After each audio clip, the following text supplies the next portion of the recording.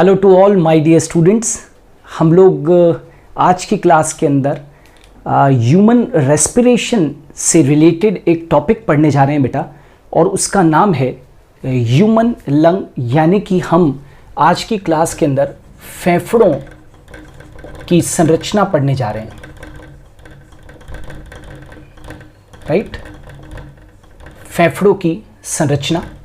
सबसे पहले कुछ बेसिक बातें पढ़ेंगे, फिर पूरी संरचना बताएंगे। ह्यूमन जो लंग होते हैं, ह्यूमन लंग्स, वो आप जानते हो वन पेयर होते हैं, एक जोड़ी होते हैं। प्लस सेकंड पॉइंट, ये जो लंग्स है वो कहाँ पर पाए जाते हैं? Found in thoracic cavity.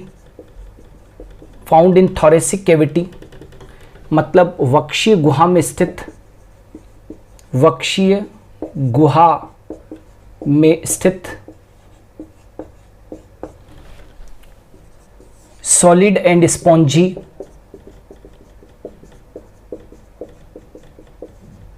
मतलब ठोस व स्पंजी होते हैं, ठोस व स्पंजी। मसल्स, लंग्स के पास में अपनी खुद की मसल्स नहीं होती है, मसल्स एब्सेंट। इनके अंदर पेशियां जो होती है बेटा वो एब्सेंट होती है, पेशियां नहीं होती है, इसलिए खुद संकुचित या शिथिलित नहीं हो सकते। इसलिए ये स्वयं संकुचित या शिथिलित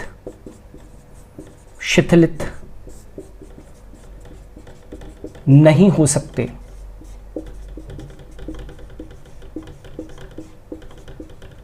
इसलिए स्वयं संकुचित या शिथिलित नहीं हो सकते, मतलब ये स्वयं कॉन्ट्रैक्ट या एक्सपांड, है ना, शिथिलित नहीं हो सकते हैं। इस हेतु ये वक्षीय गुहा पर निर्भर करते हैं। इस हेतु ये किसके ऊपर निर्भर करते हैं? वक्षीय गुहा पर निर्भर करते हैं, है ना। इस हेतु ये वक्षीय गुहा के ऊपर निर्भर करते हैं।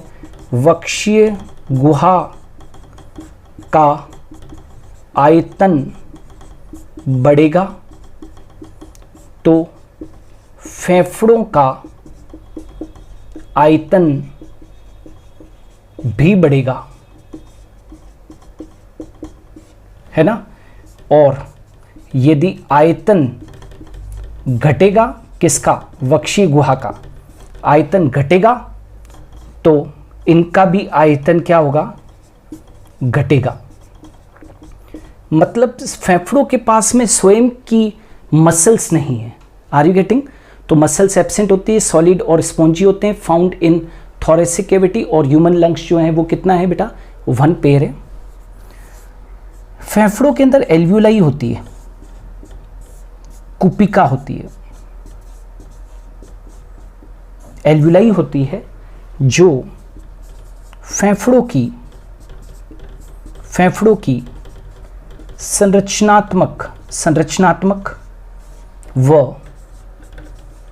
क्रियात्मक इकाई है, राइट। क्या कहा मैंने? ये फेफड़ों की संरचनात्मक और क्रियात्मक इकाई है। Alveoli are structural and functional unit of lungs. Alveoli are structural and functional unit of lungs. यहां तक क्लियर है बेटा, राइट। चलो अब आगे बढ़ते हैं। यदि मैं फेफड़ों की बात करता हूं तो फेफड़े जो होते हैं उनके चारों तरफ प्लूरल मेम्ब्रेन्स होती है, राइट। फेफड़ों के चारों तरफ क्या होती है? फेफड़ों के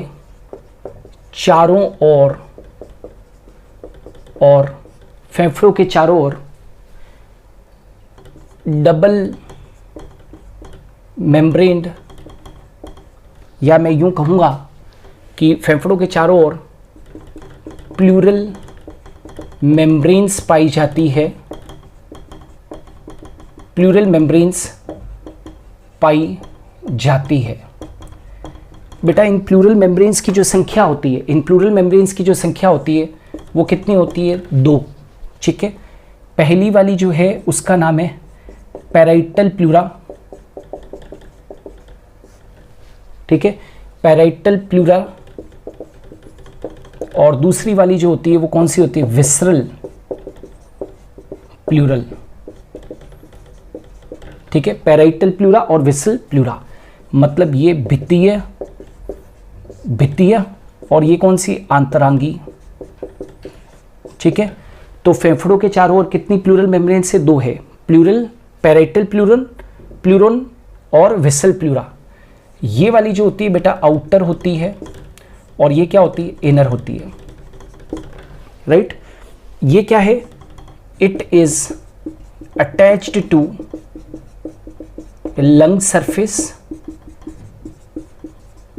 it is attached to lung surface, मतलब ये फेफड़ों की सतह से जुड़ी रहती है, फेफड़ों की सतह से जुड़ी रहती है, फेफड़ों की सतह से जुड़ी रहती है। Right, it is attached to the lung surface and it is associated with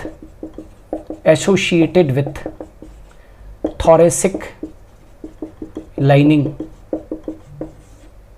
है ना, मतलब ये चेस्ट कैविटी से, राइट, चेस्ट कैविटी से जुड़ी हुई।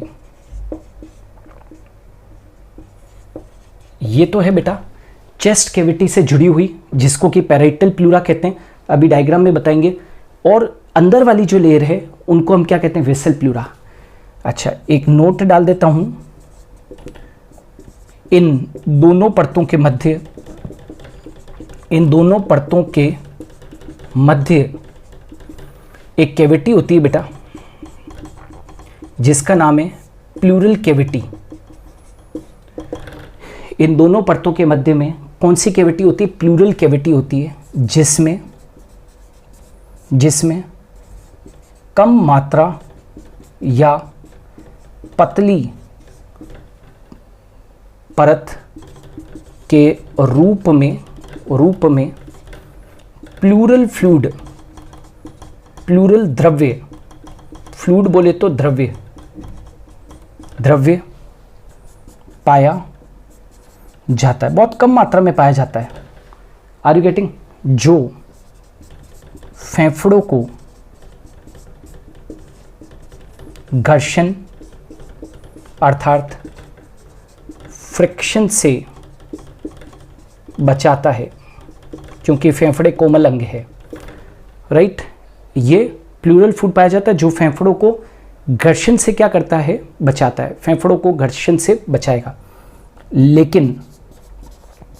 लेकिन बैक्टीरियल इन्फेक्शन के कारण, बैक्टीरियल इन्फेक्शन के कारण प्लूरल द्रव्य की मात्रा बढ़ जाती है। इसे प्लूरेसी कहते हैं, प्लूरल द्रव्य की मात्रा क्या हो जाती है? बढ़ जाती है, इसे प्लूरेसी कहते हैं। एवं रोगी को सांस लेने में दिक्कत आती है, रोगी को सांस लेने में दिक्कत आती है। और जानते हो इसे क्या कहते हैं? डिस्नोइया, मतलब रोगी को सांस लेने में क्या आएगी? दिक्कत आएगी। क्लियर? तो ये भी बात आप लोगों को ध्यान रखनी है। क्लियर है यहाँ तक? चलो अब थोड़ा सा और आगे बढ़ते हैं। ये जो प्लूरल मेम्ब्रेन्स है ना बेटा, ये मीजोडर्मल इन ओरिजिन है। ठीक है, प्लूरल मेम्ब्रेन कैसी है? Pleural membranes are mesodermal in origin. ये भी लिख लेते हैं यहाँ पर नोट डाल देते हैं, pleural membranes are mesodermal in origin, है ना। मतलब इनकी उत्पत्ति भ्रूण की किस परत से हुई है? मीजोडर्म से हुई है, ठीक है। अब फेफड़ों के अंदर, फेफड़ों की यदि मैं आंतरिक संरचना देखूं बेटा तो किस तरीके से होगी? देखो, सबसे पहले ट्रैकिया, आप सब जानते हो, श्वास नली फेफड़ों में प्रवेश करती है और ये डिवाइड हो जाती है प्राइमरी ब्रोंकाई के अंदर। प्राइमरी ब्रोंकाई के अंदर प्राइमरी ब्रोंकाई डिवाइड हो जाती है सेकेंडरी ब्रोंकाई के अंदर। बेटा ये चीज़ बहुत ध्यान से पढ़ लेना, क्योंकि अधिकांश लोगों की ये क्लियर नहीं है। फेफड़ों की बाह्य संरचना तो हर किताब में दे रखी है, बाह्य संरचना तो सभी बता देंगे, हाँ भाई 2 फेफड़े होते हैं, ये होता है, 2 मेम्ब्रेन होती है। ये चीज़ बहुत इंपॉर्टेंट है समझना। सेकेंडरी ब्रोंकाई डिवाइड होकर क्या बनाती है? टर्शरी ब्रोंकाई बनाती है, टर्शरी ब्रोंकाई बनाती है, ठीक है। ये जो टर्शरी ब्रोंकाई है, टर्शरी ब्रोंकाई ये फिर आगे चल के किस में डिवाइड होती है? पल्मोनरी ब्रोंक्यूल्स में डिवाइड होती है।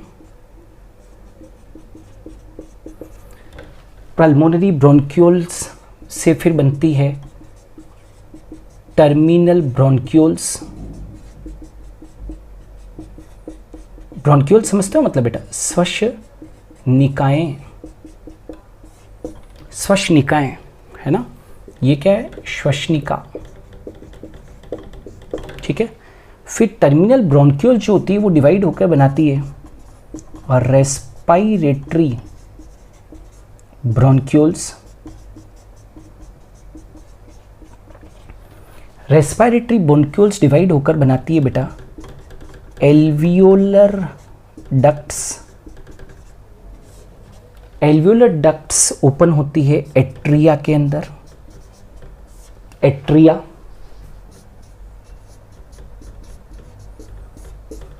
एट्रिया ओपन होती है एल्वियोलर सैक के अंदर। एल्वियोलर सैक ओपन होते हैं एल्वियोलाई के अंदर, जिसको कि बोलते हैं कुपिका, राइट। और इनकी संख्या कितनी होती है ह्यूमन बींग्स में? दोनों फेफड़ों में मिलाकर 300 मिलियन से 700 मिलियन अप्रॉक्सीमेटली। दावे के साथ में हम ये नहीं कह सकते कि कितनी होती है, लेकिन 300 मिलियन से 700 मिलियन के बीच में होती है। अलग अलग लोगों में, प्राणियों में, मतलब ह्यूमन बींग्स में भी संख्या अलग अलग हो सकती है। और आप सब जानते हैं ये क्या है? संरचनात्मक व क्रियात्मक इकाई। ये फेफड़ों की क्या है? संरचनात्मक व क्रियात्मक इकाई। तो ये जो फेफड़ों के अंदर ये जो पूरा जाल पाया जाएगा ना बेटा, ये ट्यूब्स का जाल पाया जा रहा है, जानते हो बेटा इसको क्या कहते हैं? रेस्पायरेटरी ट्री कहते हैं इसे क्या कहते हैं? Respiratory tree. रेस्पायरेटरी ट्री मतलब श्वसन वृक्ष। जैसे वृक्ष की शाखाएं होती है ना, वैसे ये फेफड़ों के अंदर फैली रहती है। और ये रेस्पायरेटरी ट्री जो है वो वायु का क्या करता है? आदान प्रदान, है ना, हेल्पफुल, है ना। वायु का जो पूरा जो वायु का पथ है, यूं लिख दूंगा मैं, वायु का पथ जो बनता है वो इस प्रकार से बनता है, पूरी एयर का पथ बनता है। तो ट्रैकिया डिवाइड होकर क्या बनाती है बेटा? प्राइमरी ब्रोंकाई से बनती है सेकेंडरी ब्रोंकाई, यानी कि द्वितीयक श्वसनिका। टर्शरी ब्रोंकाई से बनती है तृतीयक श्वसनिका। फिर बनती है डेट इज फुफ्फुसीय श्वसनिकाएं। फिर क्या है? पल्मोनरी समझते हो ना, फुफ्फुसीय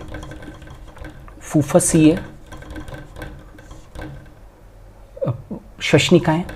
फिर क्या बनती है? अंतस्थ श्वसनिकाएं, है ना, श्वसनिकाएं, राइट। फिर क्या बनती है?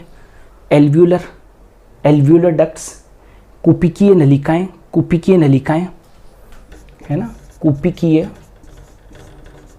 नलिकाएं, कुपिकीय नलिकाएं।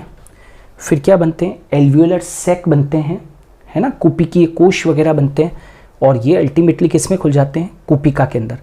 मतलब एयर जो है वो बाहर से ट्रेकिया से होते हुए, मतलब यहाँ से जो एयर है वो इस पाथ को फॉलो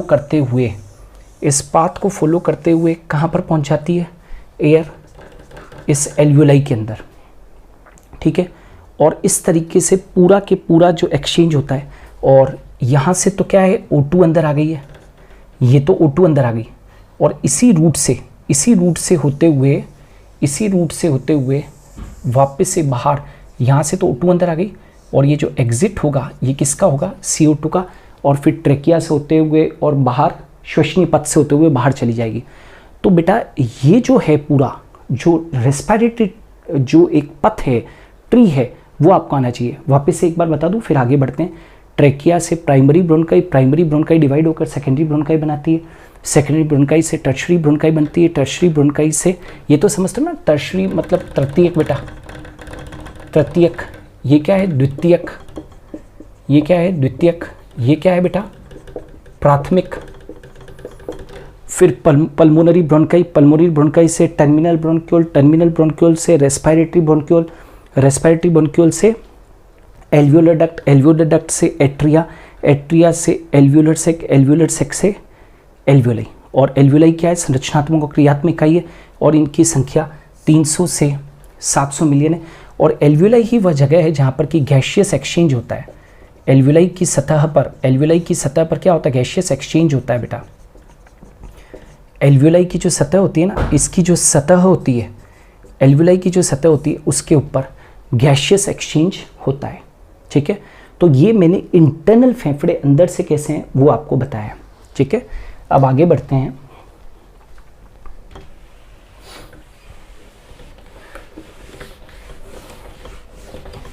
देखिए, अब फेफड़ों के अंदर एक खास चीज होती है, और फेफड़ों के ठीक नीचे, क्या कहा मैंने बेटा, फेफड़ों के ठीक नीचे, फेफड़ों के ठीक नीचे क्या पाया जाता है, डायफ्राम पाया जाता है।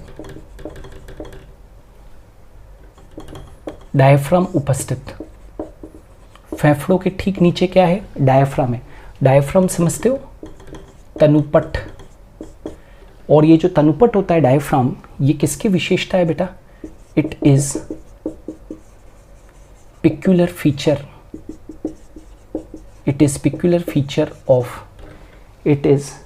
फीचर, फेफड़े के ठीक नीचे डायफ्राम है, and it is peculiar feature of mammals. आप सब जानते हो कि मैमल्स का ये विशिष्ट लक्षण है। और यहाँ पर फेफड़ों की बात हो रही है, तो डायफ्राम किस में मदद करेगा बेटा, श्वसन में मदद करता है। आपने सब ने मेरा वीडियो देखा होगा मैकेनिज्म ऑफ ब्रीदिंग, नहीं देखा है तो प्लेलिस्ट में जाकर देखिए, है ना। मैंने आपको जो ये समांतन की क्रियाविधि पढ़ाई थी, उसके अंदर डायफ्राम किस तरीके से हेल्प करता है रेस्पिरेशन के अंदर, ब्रीदिंग के अंदर कैसे हेल्प करता है, तो वो पूरा बता रखा है। तो ये श्वसन में मदद करता है। और याद रखना, डायफ्राम क्या है, एक पेशीय रचना है, ठीक है। लंग्स के अंदर तो मसल्स नहीं है, लेकिन डायफ्राम के अंदर क्या है, मसल्स है ना, इनके अंदर मसल्स होती है, ठीक है।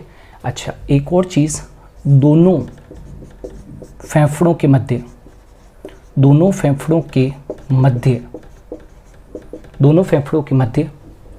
मीडियास्टिनल स्पेस उपस्थित।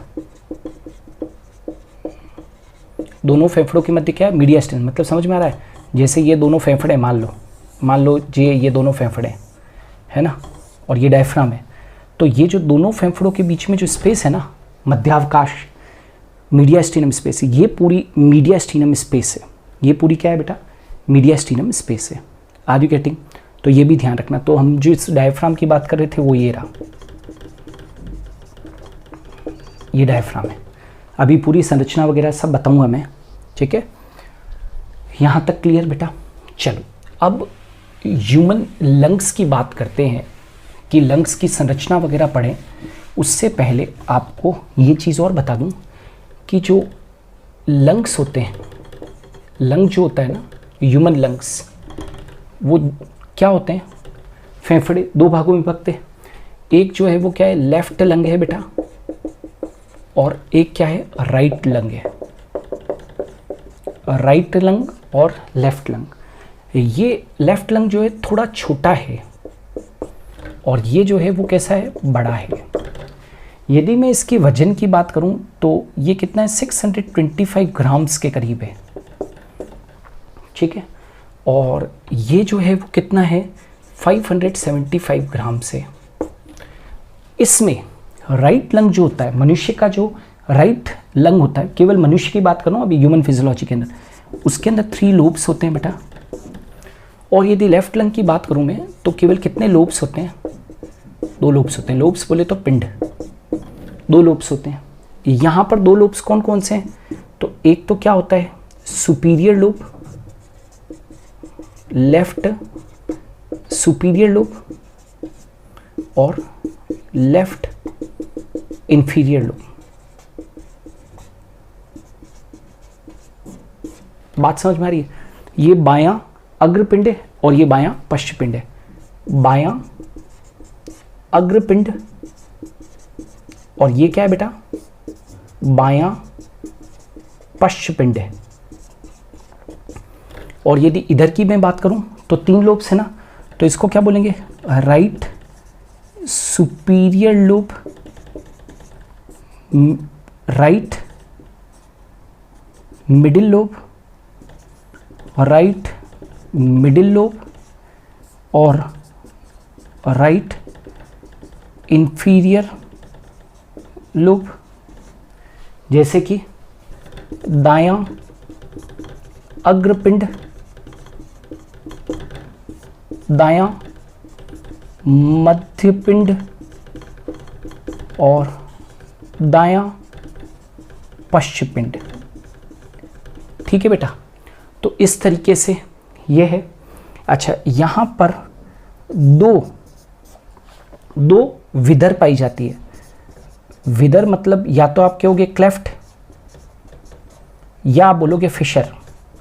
मतलब फेफड़े को डिवाइड, 2 विदर उपस्थित, मतलब फेफड़े को डिवाइड करने के लिए, फेफड़े को डिवाइड करने के लिए 3 भागों में डिवाइड है ना, आर यू गेटिंग? 3 भागों में डिवाइड है।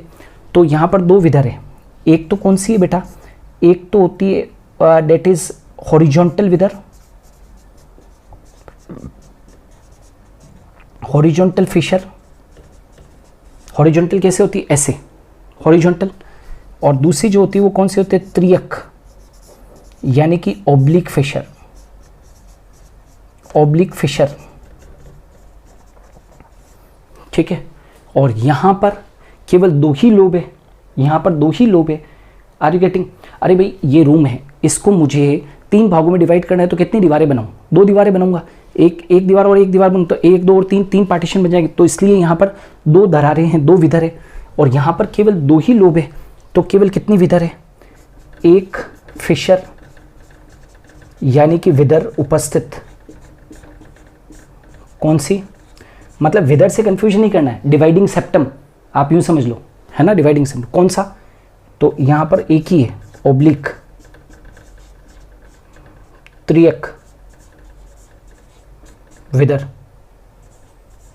यहां पर त्रियक विदर है, ओब्लिक फिशर। ये क्यों? क्योंकि वहां पर मुझे केवल 2 लोब्स में, तो मान लीजिए एक रूम को 2 भागों में बांटना है तो एक ही तो दीवार बनाऊंगा, लेकिन एक रूम को 3 भागों में बांटना है तो 2 सेप्टम बनाऊंगा। Are you getting?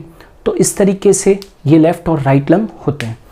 अब मैं आपके सामने फेफड़ों की पूरी संरचना बना के बताता हूँ कि फेफड़े किस प्रकार के होते हैं, वो आप देखिए।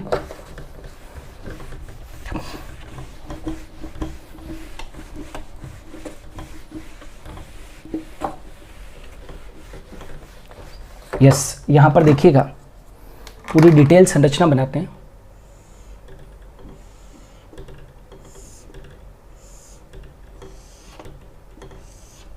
ये क्या बनाया बेटा? ट्रैकिया।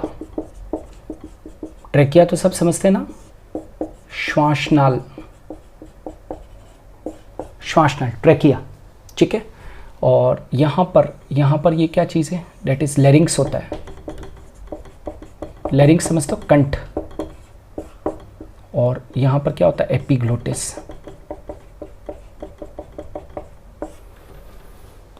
एपिग्लोटिस, एपिग्लोटिस समझते हो ना, घाटी ढापन आप लोग कहते हो इसको, ठीक है। अब ये फेफड़ों की संरचना बनाते हैं। ये क्या है बेटा, लेफ्ट ब्रोंकाई, क्योंकि ये लेफ्ट फेफड़े में जाएगी। और ये क्या चीज़ है, राइट ब्रोंकाई। आप इनको क्या कह सकते हो, प्राइमरी ब्रोंकाई। ये प्राइमरी ब्रोंकाई है। सबसे पहले ट्रैकिया डिवाइड होता है ना, तो प्राइमरी ब्रोंकाई बनती है। प्राइमरी ब्रोंकाई दो तरीके की होती है, लेफ्ट और राइट, क्योंकि एक लेफ्ट फेफड़े में जाएगी, एक राइट में जाएगी, ठीक है। अब चलो, अब यहाँ पर मैं वो बना देता हूँ, फेफड़े बना देता हूँ।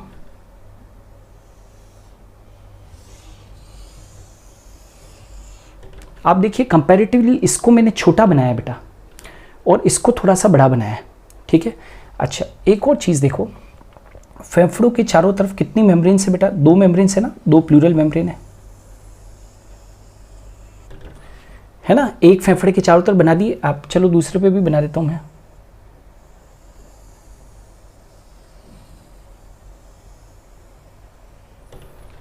ठीक है, ये मेम्ब्रेन्स बनाई, ये कौन सी है, पैराइटल प्लूरा, पैराइटल प्लूरोन। ये कौन सी है बेटा, विसरल प्लूरोन। और इन दोनों के बीच में क्या है, प्लूरल कैविटी है, और उसमें कम मात्रा में क्या भरा हुआ है, प्लूरल फ्लूइड भरा हुआ है, ठीक है। यहाँ पर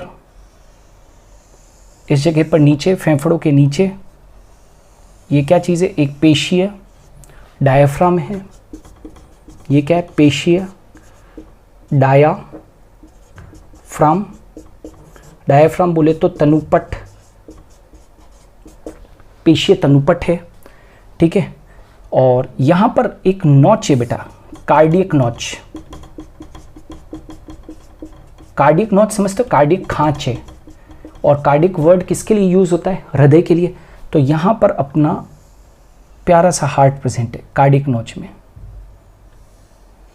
राइट। तो ये जो है अपना, ये क्या चीज़ है, हार्ट है।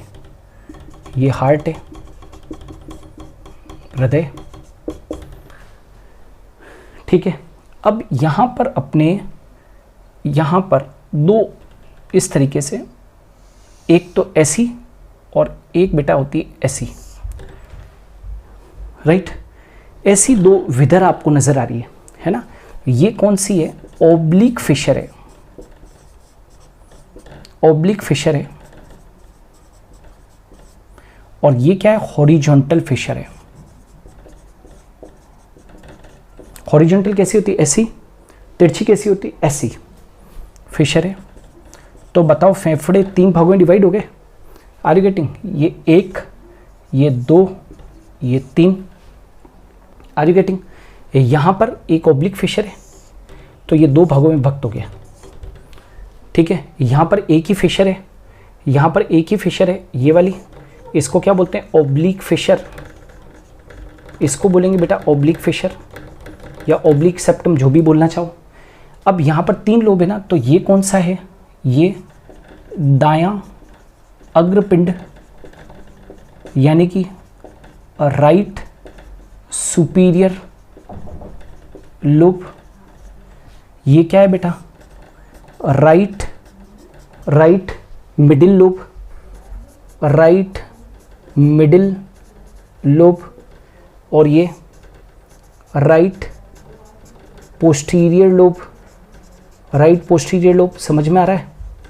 दायां पश्चपिंड, दायां पश्चपिंड, ये दायां मध्यपिंड, दायां मध्यपिंड, ये बायां पश्चपिंड, यानी कि लेफ्ट इंफीरियर लोब। और ये वाला बेटा left superior lobe, left superior lobe यानी कि बायां अग्र पिंड। समझ में आ गया? ये क्या चीज़ है बेटा? पूरा ये मेरा राइट लंग, दायां फेफड़ा, और ये क्या चीज़ है? लेफ्ट लंग यानी कि ये क्या है? बायां फेफड़ा, राइट। और दोनों फेफड़ों के बीच में एक अवकाश है, मैंने पहले भी बताया था, मध्यावकाश, मीडियास्टिनम, मीडियास्टिनल स्पेस या मध्यावकाश दोनों के बीच में। तो ये जो आपके सामने बना हुआ है ये क्या है? ह्यूमन लंग है। अच्छा, यहाँ पर ट्रेकिया के अंदर सी आकृति के छल्ले होते हैं, ब्रोंकाई में भी होते हैं, ऐसे सी आकृति के छल्ले होते हैं, ये सुना होगा। इनको क्या बोलते हैं? C shaped cartilaginous, C shaped cartilaginous rings, मतलब सी आकार के उपास्थल छल्ले, सी आकार के उपास्थल छल्ले। यहाँ पर क्या है बेटा? सी आकार के उपास्थल छल्ले हैं ताकि कहीं ट्रेकिया और ब्रोंकाई कोलैप्स नहीं हो जाए, है ना। मतलब उनके अंदर जब एयर बाहर जाएगी तो कहीं वो कोलैप्स नहीं हो जाए, पिचक न जाए, उसको रोकने के लिए यहाँ पर क्या होते हैं? सी शेप कार्टिलेजिनस छल्ले होते हैं। अच्छा, ये जो ब्रोंकाई होती है वो आगे चलकर दो भागों में विभक्त हो जाती है, राइट। एक तो जाएगा इधर और एक जाएगी इधर। ये कितने भागों में विभक्त हो जाती है? ऐसे, राइट। ये ऐसे डिवाइड हो जाएगी 3 भागों में। समझ में आ रहा है? एक इधर जाएगी, एक इधर जाएगी, और एक अग्रपिंड में, एक मध्यपिंड में, और एक पश्चपिंड के अंदर। बोलो समझ में आया कि नहीं आया बेटा? Is it clear? तो ये था ह्यूमन बींग्स के अंदर फेफड़ों की संरचना, राइट। मैकेनिज्म ऑफ ब्रीदिंग तो हमने पूरा ही पढ़ा दिया है, लेकिन ये पूरी की पूरी फेफड़ों की संरचना थी, स्ट्रक्चर ऑफ ह्यूमन लंग था। और ये जो अपना राइट लंग है ये थोड़ा सा क्या है? साइज़ में बड़ा है, जैसा कि मैंने बताया। और ये जो लेफ्ट लंग होता है अपना, ये क्या होता है? साइज़ में थोड़ा छोटा होता है। क्लियर?